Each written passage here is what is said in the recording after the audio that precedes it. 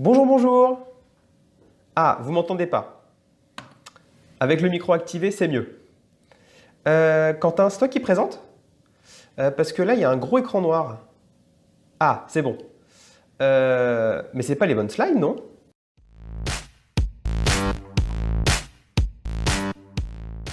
Bon, évitons ce genre de scène face à notre manager ou à un client.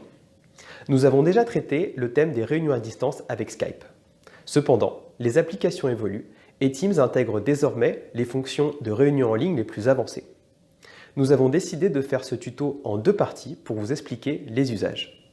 En voici un premier exemple. Imaginons que je sois commercial et qu'avec notre agence, nous avons remporté un marché d'exploitation et de maintenance. Pour lancer la prestation, je souhaite faire une revue de contrat avec les différents responsables techniques. Je commence par organiser ma revue dans Outlook, mais étant en déplacement ce jour-là, je vais insérer une réunion Teams pour me connecter à distance, comme je le fais habituellement avec Skype. Le jour de ma revue, je vais dans mon calendrier ou directement dans l'onglet Réunion de Teams, et je clique sur Joindre. Avant de rejoindre la réunion, je vais pouvoir ajuster ma vidéo et mon micro pour être bien prêt à interagir. En particulier, étant dans un espace ouvert, je préfère flouter mon arrière-plan pour que mes interlocuteurs ne soient pas déconcentrés par ce qu'il se passe derrière moi. Lorsque chacun s'est connecté, nous allons pouvoir commencer la revue. Ayant initié les slides, je vais charger la présentation dans la réunion.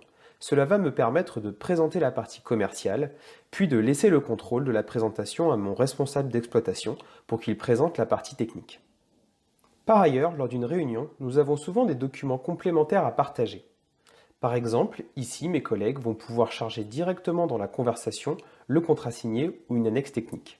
Au même titre que ma présentation, une copie du document se créera dans leur OneDrive et les droits d'accès seront automatiquement créés sur ces documents pour les personnes invitées à la réunion. Enfin, une revue de contrat est une étape très structurante.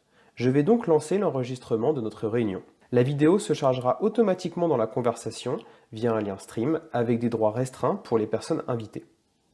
Ainsi, même une personne qui rentre en cours de route sur le dossier pourra avoir accès au même niveau d'information que les autres sur le contrat. Une fois la réunion terminée, je vais pouvoir retrouver toutes les ressources partagées dans l'onglet Conversation de Teams. Les échanges écrits, les fichiers présentés et le replay de la réunion seront tous au même endroit. Et par exemple, c'est même ici que je vais pouvoir joindre le lien vers notre compte-rendu de réunion. Nous venons de voir un premier exemple de lancement projet avec Teams. Dans le prochain numéro, nous verrons comment Teams peut vous aider à rendre plus efficaces vos réunions de travail. Je vous dis à très vite pour cette deuxième partie.